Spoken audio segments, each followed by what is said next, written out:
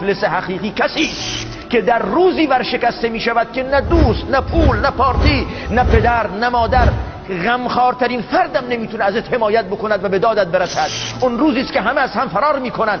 ورشکسته حقیقی کسی است که در روز قیامت میاد، نماز، روزه، زکات همه تر پروندش هست، ثواب نماز دارد، ثواب روزه داره، ثواب زکات داره و اعمال دیگر.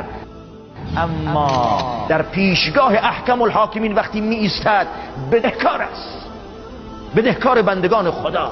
یکی میاد میگه پروردگارا همین بنده ات، من ازش طلب دارم، به من دشنام میداد. یکی میاد میگه به من تهمت زده بود. یکی میاد میگه مالم خورده بود. یکی میاد میگه نمیدونم ریخته بود، زیر گوشم زده بود، بهم کتک زده بود. میان طلبکارا، پروردگار دستور میدهد به مأمورینش و فرشتگان که بگیرید از ثوابهای او، بر میدارن میدن به طلبکارا.